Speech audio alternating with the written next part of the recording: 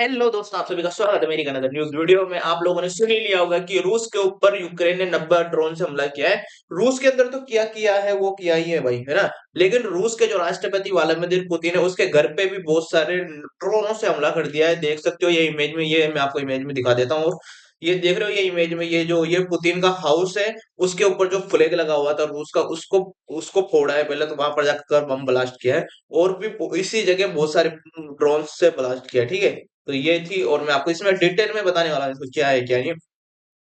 Putin के घर पर कथित हमला क्या क्यों हुआ, मेरे को मैं पहले आपको बता। और भारत ने उसके ऊपर क्या प्रतिक्रिया दी है, मैं आपको बताने वाला हूँ।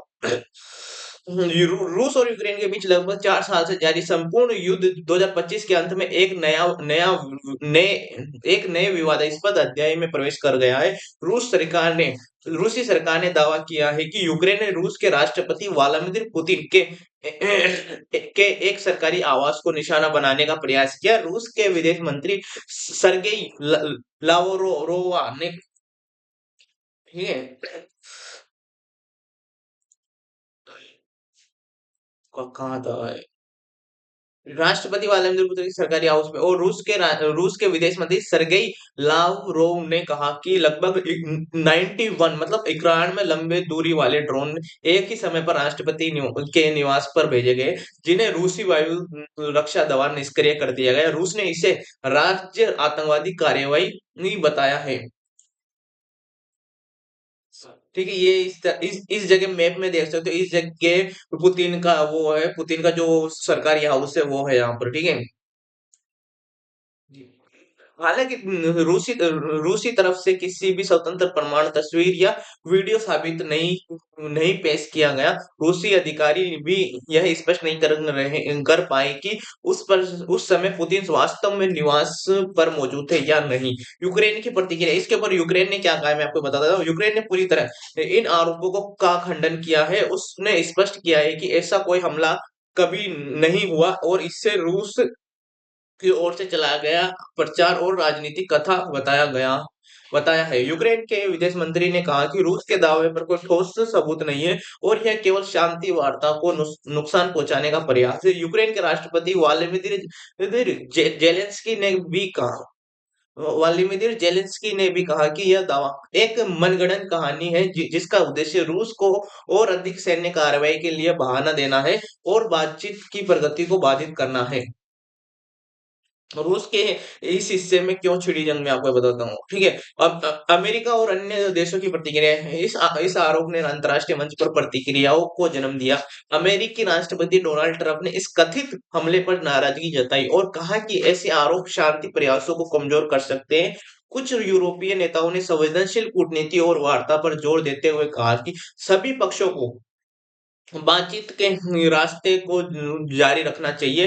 भारत की प्रतिक्रिया क्या है, भारत के प्रधानमंत्री ने भी ट्वीट किया है। उन्होंने क्या लिखा है मैं आपको बता देता हूँ। प्रधानमंत्री नरेंद्र मोदी का बयान है। भारत के प्रधानमंत्री नरेंद्र मोदी ने इस घटना पर गहरी चिंता प्रकट की। उन्होंने कहा कि यह एक गंभीर स्थिति है और भी किसी भी घटना से तनाव को और बढ़ावा मिल सकता है। उन्होंने सभी पक्षों से विस्तृत संवाद, संयम और कूटनीति के माध्यम से समाधान पर ध्यान देने का आग्रह किया है। मोदी ने अपने बयान में कहा, मैं आपको वो बयान सुना देता हूँ, क्या ट्वीट किया है उन्होंने। मैं पुतिन के निवास पर कथित हमले की खबर से गहरा चिंतित हूँ। इस तरह की हरकतें शांति वार्ता और संघर्ष को समाप्त करने की कोशिशों पर प्रतिकूल असर डाल सकती है। मैं सभी पक्षों से आग्रह करता हूँ कि वे और कूटनीति से चीजों को सुलझाएं। भारत ने स्पष्ट रूप से यह संदेश दिया कि किसी भी हिंसात्मक घटना से जोड़कर निष्कर्ष निकालने से पहले पूरी तथ्य आधारित जांच और पारदर्शिता आवश्यक है। यूक्रेन और भारत के बीच कूटनीतिक तनाव क्या है, मैं आपको ये बता देता हूँ। यूक्रेन ने भारत की प्रतिक्रिया पर असंतोष जताया। इसके विदेश मंत्री ने कहा कि भारत को तटस्थ नीति के अनुरूप अधिक बैलेंस्ड बयान देना चाहिए था, न कि रूस के दावे को समर्थन जैसा दिखाने वाला बयान। उन्होंने कहा कि रूस दावे का भरोसा करना मतभेदपूर्ण और असंतुलित है। इस बयान को कुछ विश्लेषकों ने देखा है कि इससे भारत यूक्रेन संबंधों की एक छोटी कूटनीतिक तकरारें पैदा हो सकती है, खासकर जब दुनिया भर के कई देशों यूक्रेन के दावों को भी गंभीरता से ले रहे हैं।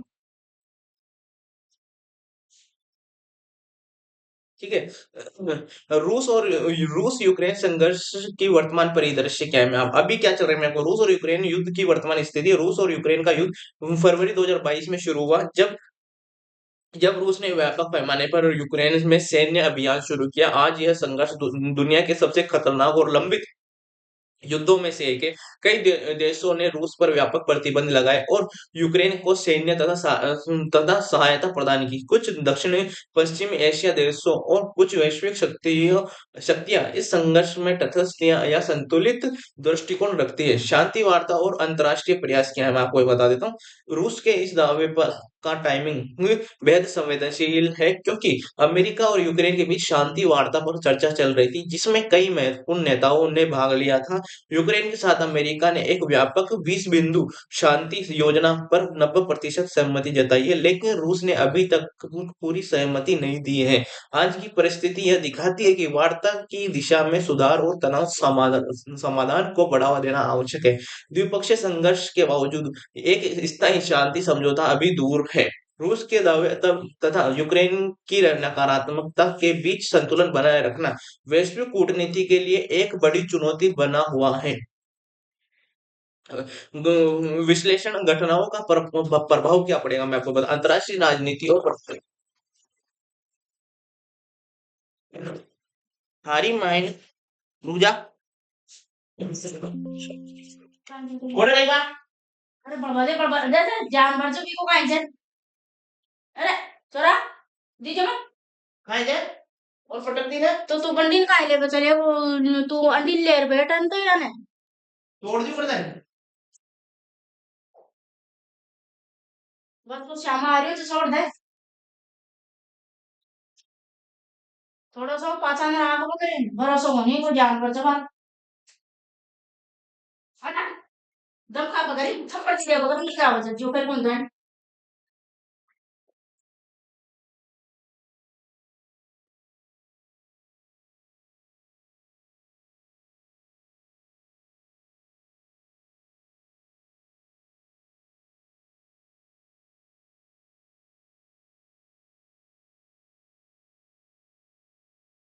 अरे वो बिल्ली आ गई थी यार, मैं आपको आगे सुनाता हूँ क्या है क्या नहीं।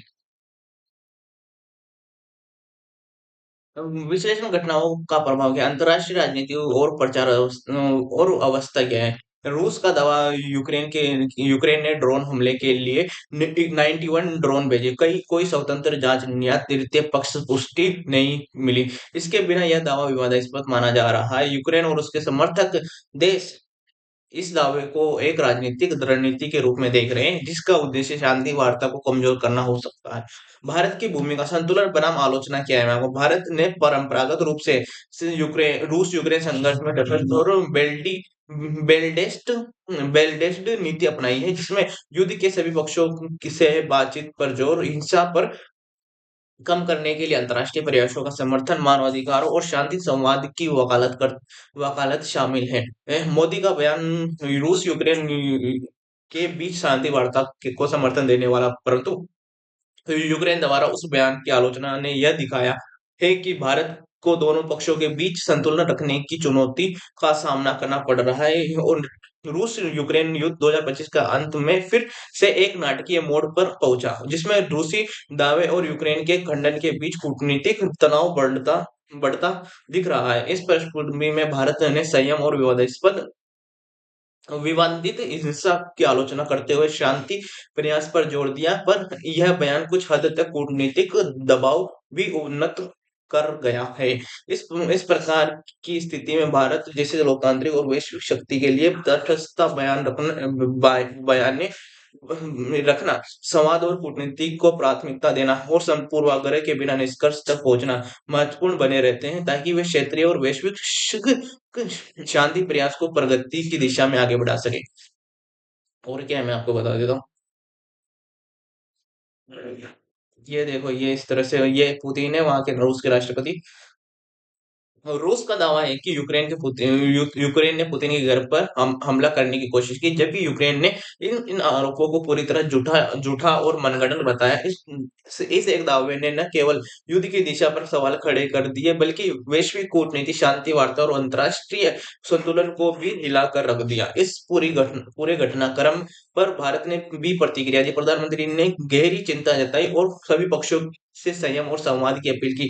और जो डोनाल्ड ट्रंप है, उसने कहा है कि इस उसने तो इससे साफ-साफ बोल दिया है कि इसीलिए तो मैंने ये एक रॉकेट माँगी थी ज़ेलेंस्की ने, यूक्रेन ने अमेरिका से, कि जो रूस के ऊपर चला सके, ठीक है? तो लेकिन इसीलिए वो ऐसा बोल रहा था कि मैंने इसीलिए यूक्रेन को वो रॉकेटें नहीं दी जो वो माँग रहा था, क्योंकि ये अगर मैं उनको ये रॉकेट दे देता तो वो रूस के ऊपर उन्हीं रॉकेटों से हमला करता, ठीक है? इस तरह से आलोचना की और यूक्रेन को सुनाया है उसने, ठीक है? अगर मैं उनको ये रॉकेटें दे देता तो वो वहां पर रूस के ऊपर जाकर हमला करते, ऐसा अमेरिका के राष्ट्रपति उसने डोनाल्ड ट्रंप ने कहा है, ठीक है। रूस यूक्रेन युद्ध ये 22 में हुआ था, और इसमें इसकी रूस यूक्रेन का ये युद्ध का मेन कारण है यूक्रेन का नाटो में ज्वाइन होने की जिद, क्योंकि यूक्रेन नाटो में ज्वाइन होना चाहता है, ठीक है। युद्ध विराम ट्रंप पुतिन का कॉल था, लेकिन ये नहीं हो पाया, ठीक है। दूसरी ओर यूक्रेन और पश्चिमी देशों ने इसे सीधा आक्रमण और अंतर्राष्ट्रीय कानून का उल्लंघन बताया। पिछले कुछ वर्षों में हजारों सैनिक मारे गए, लाखों नागरिक विस्थापित हुए। यूरोप द्वितीय विश्व युद्ध के बाद के सबसे बड़े सुरक्षा संकट से गुजर रहा है। अमेरिका और यूरोपीय देशों ने यूक्रेन को सैन्य सहायता दी, जबकि रूस पर कड़े प्रतिबंध लगाए। युद्ध का बदलता स्वरूप मिसाइलों से ड्रोन तक क्या है, मैं आपको बताऊंगा। ठीक है, ये है इस तरह से भी हुए हैं। युद्ध का बदलता स्वरूप मिसाइलों का ड्रोन, मैं आपको बता देता हूँ। शुरुआती महीनों में यह युद्ध टैंकों, तोपखानों और लड़ाकू विमानों तक सीमित था, लेकिन समय के साथ यह युद्ध बदल गया। अब यह बन गया है ड्रोन युद्ध, साइबर युद्ध और सूचना और प्रचार युद्ध। युद्ध ड्रोन हमले हमले दोनों तरफ से बढ़ते गए गए। मॉस्को, कीव, क्रीमिया और सीमावर्ती इलाकों पर ड्रोन हमले अब आम हो चुके हैं। इसी पृष्ठभूमि में सामने आया है कि पुतिन के घर पर कथित हमले का दावा, ठीक है। पुतिन के घर पर कथित हमला रूस का दावा है। रूस के अनुसार यह यूक्रेन के राष्ट्रपति व्लादिमीर पुतिन इन के एक अधिकारी को आवास को निशाना बनाने की कोशिश की है। रूसी अधिकारियों का कहना है कि एक साथ कई दर्जन ड्रोन छोड़े गए। यह ड्रोन लंबी दूरी तय कर मारने की सक्षम थे। रूसी वायु रक्षा प्रणाली ने समय रहते इन्हें नष्ट कर दिया। रूस के विदेश मंत्रालय ने इसे राष्ट्रपति को निशाना बनाने की कोशिश राज्य प्रायोजित आतंकवाद करार दिया। रूसी मीडिया ने यह खबर बड़े पैमाने पर दिखाई गई कि कहा गया कि यह हमला सीधे रूस की संप्रभुता पर हमला है। क्या पुतिन उस समय घर पर थे, मैं आपको बता देता हूँ।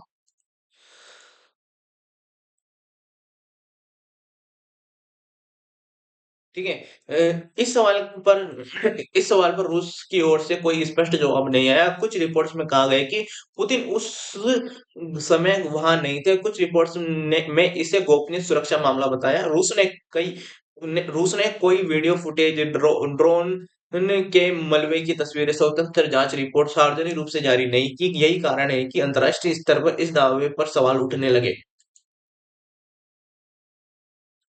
ठीक है। यूक्रेन का सख्त खंडन क्या है, मैं आपको यूक्रेन ने रूस के दावे को पूरी तरह नकार दिया। यूक्रेन विदेश मंत्रालय का कहना है यह दावा पूरी तरह झूठा है। यूक्रेन ने राष्ट्रपति पुतिन इनके किसी भी आवास पर हमला नहीं किया। यूक्रेन ने आरोप लगाया कि रूस युद्ध को बढ़ाने के लिए बहाना ढूंढ रहा है। यह दावा शांति वार्ता को पटरी से उतारने की कोशिश है, अंतर्राष्ट्रीय सहानुभूति बटोरने का प्रयास है। यूक्रेन के राष्ट्रपति व्लादिमीर जेलेंस्की ने कहा, जब रूस दबाव में होता है तब वह ऐसी कहानियां गढ़ता है। क्या यह फॉल्स फ्लैग ऑपरेशन है क्या? ठीक है, कुछ अंतर्राष्ट्रीय विश्लेषकों ने सवाल उठाया, क्या यह फॉल्स फ्लैग ऑपरेशन हो सकता है? फॉल्स फ्लैग का अर्थ है ऐसा हमला या घटना जिससे किसी और पर थोप दिया जाए ताकि राजनीति या सैन्य लाभ लिया जा सके। हालांकि इस बारे में कोई ठोस सबूत नहीं है, लेकिन रूस का दावा सबूतों की कमी, यूक्रेन का सीधा इनकार इस बहस को गहरा करता है। शांति वार्ता के बीच क्यों आया यह दावा, मैं आपको बताऊंगा। यह सवाल इसलिए भी अहम है क्योंकि अमेरिका और यूक्रेन के बीच शांति योजना पर बातचीत चल रही है। कुछ यूरोपीय देश मध्यस्थता की कोशिश कर रहे हैं। विशेषज्ञों का मानना है कि यह वार्ता की गति को धीमा कर सकता है, दोनों देशों के बीच अविश्वास बढ़ा सकता है। युद्ध के ऐसे मोड़ पर इस तरह का आरोप स्थिति और विस्फोट को बना देता है। ठीक है, और क्या है मैं आपको बता देता हूँ। रूस का आधिकारिक पक्ष, यह केवल हमला नहीं संदेश था। मैं आपको ये बता क्या संदेश था। रूस के वरिष्ठ अधिकारियों के अनुसार यह कथित कथित ड्रोन हमला केवल एक सैन्य कार्रवाई नहीं बल्कि राजनीतिक और मनोवैज्ञानिक हमला था। रूसी विदेश मंत्री ने बयान दिया, यूक्रेन अब युद्ध के मैदान से आगे बढ़कर रूस की राजनीतिक स्थिरता को निशाना बना रहा है।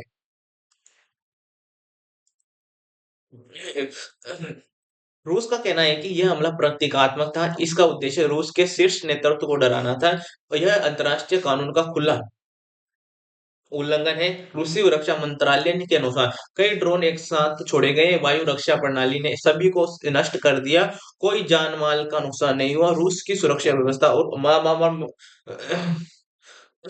रूस की सुरक्षा व्यवस्था और पुतिन की सुरक्षा, रूस में राष्ट्रपति की सुरक्षा दुनिया की सबसे कड़ी सुरक्षा व्यवस्थाओं में से एक मानी जाती है। पुतिन के आवास के आसपास multi layer air defence, radar, electronic jamming system, विशेष सुरक्षा बल। रूसी विशेषज्ञों का कहना है कि अगर कोई ड्रोन वास्तव में उस क्षेत्र तक पहुंचा तो यह सुरक्षा में बड़ी चूक होती। इसी वजह से कुछ रूसी विश्लेषक भी सवाल उठा रहे हैं, क्या हमला वास्तव में हुआ था या खतरे को बढ़ा चढ़ाकर पेश किया गया।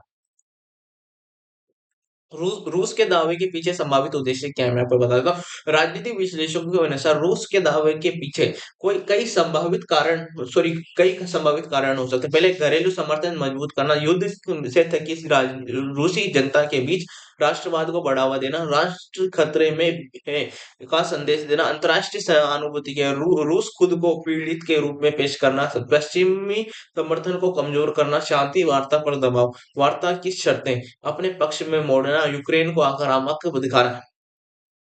यूक्रेन की सैन्य रणनीति, क्या वह ऐसा कर सकता है। अब सवाल उठता है, क्या यूक्रेन के पास पुतिन के घर पर हमला करने की क्षमता। सैन्य विशेषज्ञों के अनुसार यूक्रेन के पास लंबी दूरी के ड्रोन हैं। उसने रूस के भीतर कई ठिकानों पर हमला किया है, तेल डिपो, एयरबेस पर पहले निशाना बना चुके हैं। लेकिन राष्ट्रपति आवास पर हमला अत्यंत जोखिम भरा होता, इससे युद्ध पूरी तरह अनियंत्रित हो सकता था। इसलिए कई विशेषज्ञ मानते हैं कि यूक्रेन ऐसा कदम तभी उठाता है जब उसे बड़ा रणनीतिक लाभ दिखता है।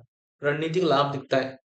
यूक्रेन का आधिकारिक इनकार और उसका तर्क डिटेल में बता देता हूँ। यूक्रेन का कहना है कि यह हमला करने का उसका कोई कारण नहीं है। नहीं, इससे उससे सॉरी इससे या- इससे उससे अंतर्राष्ट्रीय समर्थन का नुकसान होता है। रूस को युद्ध बढ़ाने का बहाना मिल जाता है। यूक्रेन के रक्षा सलाहकार ने कहा, हम सैन्य ठिकानों को निशाना बनाते हैं, व्यक्तिगत आवासों को नहीं। यूक्रेन के ने रूस से मांग की सबूत पेश किए जाए, अंतर्राष्ट्रीय जांच कराई जाए। युद्ध ड्रोन इस संघर्ष का नया चेहरा क्या है, मैं आपको बताता हूँ। रूस यूक्रेन युद्ध को अक्सर दुनिया का पहला पूर्ण ड्रोन युद्ध भी कहा जाता है। ड्रोन युद्ध की विशेषताएं हैं, कम लागत लगती है, कम पैसे लगते हैं, मतलब लंबी दूर बहुत दूरी तक जा सकता है और सटीक निशाना फिक्स जो निशाना सेट होता है वो उसे वहीं पर जाना पड़ता है। सीमित जोखिम होते हैं। यूक्रेन कम संसाधनों के बावजूद ड्रोन के जरिए रूस को चुनौती दे रहा है। रूस अधिक शक्तिशाली रक्षा प्रणाली लेकिन बड़े क्षेत्र की सुरक्षा कठिन। ड्रोन हमलों के मनोवैज्ञानिक प्रभाव क्या है? ड्रोन केवल सैन्य हथियार नहीं, इनका उद्देश्य हर पैदा सॉरी इनका उद्देश्य डर पैदा करना, असुरक्षा की भावना बढ़ाना, नेतृत्व पर दबाव बनाना। अगर पुतिन के घर पर हमला हुआ होता तो यह एक बड़ा मनोवैज्ञानिक झटका होता, रूस की अवैध सुरक्षा की छवि टूटती। मतलब अवैध अवैध मतलब जो ऐसे रूस की ऐसी टेक्नोलॉजी लगी हुई है सुरक्षा के लिए, जो रूस का मानना है कि उसको कोई भी नहीं पार कर सकता है, लेकिन अगर ये रियल में हुआ है, रियल में तो देखो फोटेज तो रियल मैंने दिखाई है तुमको, फोटेज जिस तरह से वो ड्रोन जाकर उसके पुतिन के घर पे जाकर घर की छत के ऊपर वो जो फ्लैग लगा था उसके पास जाके फटा, तो वो रियल तो है। लेकिन अब सुरक्षा व्यवस्था क्या कर रही है, देखने लायक चीज है भाई। ठीक है, क्योंकि रूस कहता है कि हमारी सुरक्षा व्यवस्था बहुत अच्छी है।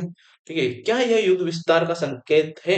विशेषज्ञों का मानना है कि अगर ऐसे आरोप बढ़ते गए तो जवाबी कार्रवाई हुई तो युद्ध यूक्रेन की सीमा से बाहर रूस के भीतर गहराई तक फैल सकता है। यह स्थिति यूरोप, एशिया, वैश्विक अर्थव्यवस्था सबके लिए चिंता का विषय है। मीडिया और सूचना युद्ध क्या है, मैं इस पूरे घटनाक्रम में रूसी मीडिया ने इसे बड़े खतरे के रूप में दिखाया, यूक्रेनी मीडिया ने इसे झूठा प्रचार बताया।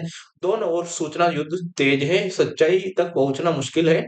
यही कारण है कि अंतर्राष्ट्रीय समुदाय सतर्क है, किसी निष्कर्ष पर पहुंचने से बच रहा है। और अब बात करेंगे भारत की। भारत एक ऐसा देश जो न तो इस युद्ध का हिस्सा है, न ही किसी सैन्य से गठबंधन में शामिल है, लेकिन जिसकी आवाज वैश्विक मंच पर सुनी जाती है। जो तो पुतिन के घर पर कथित हमले पर भारत ने क्या कहा, प्रधानमंत्री की गहरी चिंता के का क्या अर्थ है, और क्यों यूक्रेन भारत के बयान से नाराज है। ठीक है, मैं इसको डिटेल में बताऊं। भारत की आधिकारिक प्रतिक्रिया गहरी चिंता की। जैसे ही अंतर्राष्ट्रीय मीडिया में पुतिन के घर पर कथित हमले की खबर फैली, भारत ने इस पर प्रतिक्रिया दी। प्रधानमंत्री नरेंद्र मोदी ने एक आधिकारिक बयान में कहा, रूस के राष्ट्रपति के निवास पर कथित हमले की खबर से मैं गहरी चिंतित हूँ। ऐसे समय में जब दुनिया शांति और स्थिरता की अपेक्षा कर रही है, सभी पक्षों को संयम, संवाद और कूटनीति का रास्ता अपनाना चाहिए। इस बयान में भारत ने किसी देश को सीधे दोषी नहीं ठहराया, हिंसा की निंदा की, शांति वार्ता पर जोर दिया। यह भारत की परंपरागत विदेश नीति का मूल स्वर रहा है। भारत के तटस्थ नीति, परंपरा और सिद्धांत क्या है, मैं आपको बता देता हूँ। भारत ने रूस यूक्रेन युद्ध की शुरुआत से ही किसी सैन्य गुट का पक्ष नहीं लिया, संयुक्त राष्ट्र में संतुलन रुख अपनाया, युद्ध किसी समस्या का समाधान नहीं का संदेश दिया। भारत की नीति तीन स्तंभों पर आधारित है। पहला, रणनीतिक स्वायत्तता। भारत अपने निर्णय किसी दबाव में नहीं, अपने राष्ट्रीय हितों के अनुसार लेता है। संवाद में विश्वास किया है। भारत मानता है कि बातचीत ही स्थायी समाधान है, युद्ध केवल तबाही लाता है। बहुध्रुवीय विश्व व्यवस्था क्या है, मैं आपको बता, भारत किसी एक शांति के प्रभुत्व का समर्थन नहीं, संतुलन वैश्विक व्यवस्था चाहता है। मोदी का बयान तो मैंने आपको बता दिया है क्या है क्या नहीं है। तो मिलते हैं नेक्स्ट न्यूज वीडियो में। जरा टाटा बाय। भाई आज बिल्ली की वजह से थोड़ी सी प्रॉब्लम हुई, लेकिन कोई नहीं, लेकिन मैंने कवर कर लिया। और बड़ी हो सकती है जो न्यूज, मैंने सोचा ज्यादा नहीं फैलाते, कोई नहीं, इतनी सही है। मैंने सबको जानकारी, जैसे 91 ड्रोन से हमला किया गया यूक्रेन ने रूस के ऊपर, रूस के व्लादिमीर पुतिन के घर पर सरकारी आवास था उसके ऊपर हमला किया है। ये यहाँ पर है, ये इमेज तब की है जब भारत के प्रधानमंत्री रूस की यात्रा पे थे। तो मिलते हैं नेशनल जुड़े, टाटा बाय।